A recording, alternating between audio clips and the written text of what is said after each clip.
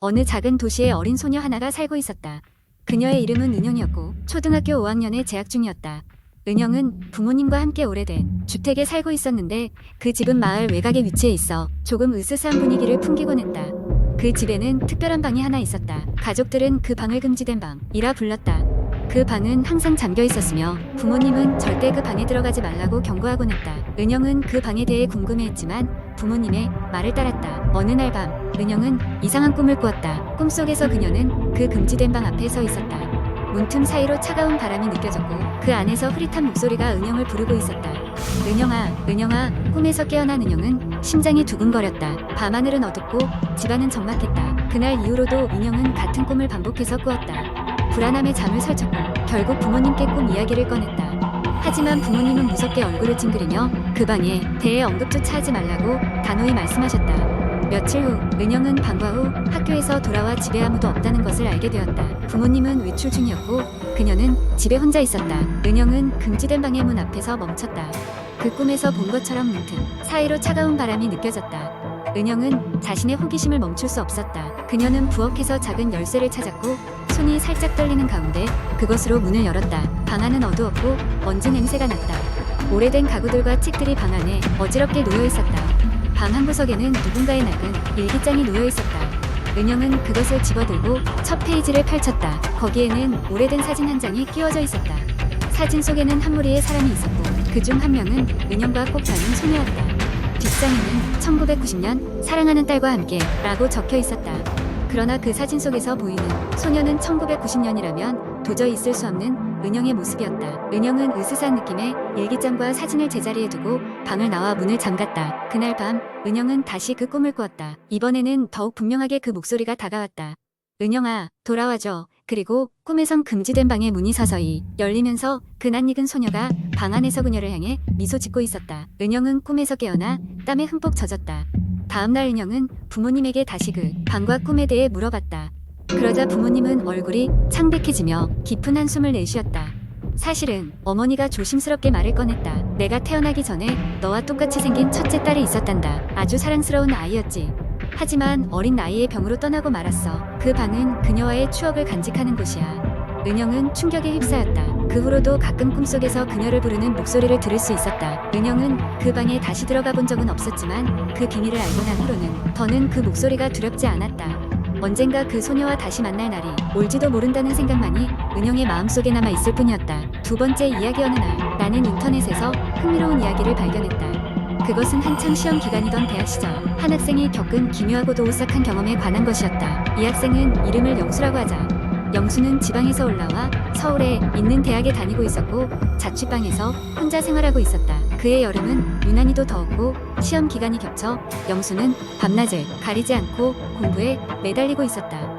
방 한 칸짜리 좁은 자취방에서 여름밤에 열기를 식히려 에어컨을 틀어놓고 책상에 앉아 쏟아지는 졸음을 이겨내려 애쓰고 있었다. 그러던 어느 날 밤늦게 귀뚜라미 소리마저 끊긴 전막 속에서 영수는 묘한 기분을 느꼈다.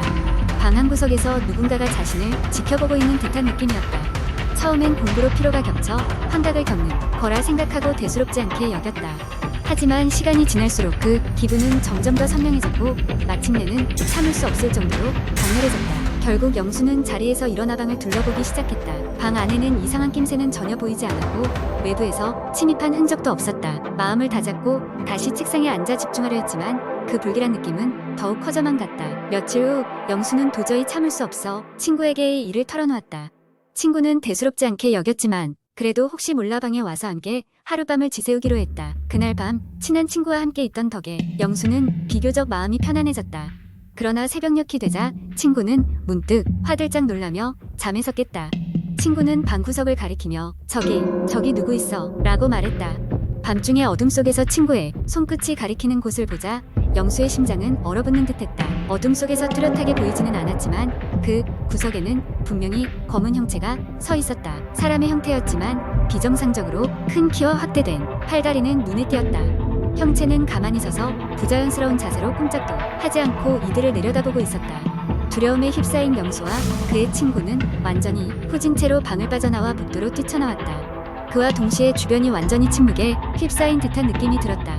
문 밖에서 심호흡을 고른 후 다시 방으로 들어간 두 사람은 믿을 수 없는 광경을 마주해야 했다. 아까까지 구석에서 자신들을 내려다보던 그 형체는 사라지고 없었다. 그러나 그 자리에 음산한 냉기가 고여있는 것을 확실히 느낄 수 있었다. 이후 영수는 그 방에서 더는 지낼 수 없었다. 그는 자취방 계약이 끝나기도 전에 급히 방을 정리하고 친구의 집으로 이사했다. 이 사건 이후 영수는 다시는 그런 형체를 본 적이 없었지만 여전히 그날의 섬뜩한 경험은 기묘한 악몽처럼 다가오곤 했다. 몇 년이 지나고 대학을 졸업한 영수는 우연히 같은 지역에서 자취를 했던 다른 학생에게서 그 자취방에 얽힌 소문을 듣게 되었다. 오래전 그 방에서 살던 한 학생이 알 수 없는 이유로 갑작스레 사망했으며 이후 그 방을 사용한 사람들 사이에서 이유 없는 공포와 이상한 형체에 대한 증언이 이어져 왔다는 것이다. 영수는 그 이야기를 듣고 나서야 자신이 경험했던 것이 단순한 환각이 아니라는 걸 확신하게 되었다. 그 뒤로 그는 인터넷을 통해 자신과 비슷한 경험을 한 사람들의 이야기를 모으며 때때로 떠오르는 공포를 묻어두려 애썼다. 그 이야기는 지금도 인터넷을 통해 퍼져나가며 많은 사람들에게 밤마다 오싹한 공포감을 선사하고 있다. 누구든 그 방을 다시 사용할 사람이 생길 때마다 이 소름 끼치는 전설은 또다시 반복될 것이다. 세 번째 이야기. 어느 작은 마을에 철수라는 20대 청년이 살고 있었다. 철수는 평범한 대학생이었고 방학을 맞아 오랜만에 고향에 내려왔다. 마을은 언제나처럼 조용하고 한적했다. 부모님 집에서 몇 주간 쉬기로 한 철수는 마을 전체를 산책하며 시간을 보냈다. 그러던 어느 날 철수는 집 뒤편에 있는 오래된 숲을 탐험하기로 마음먹었다.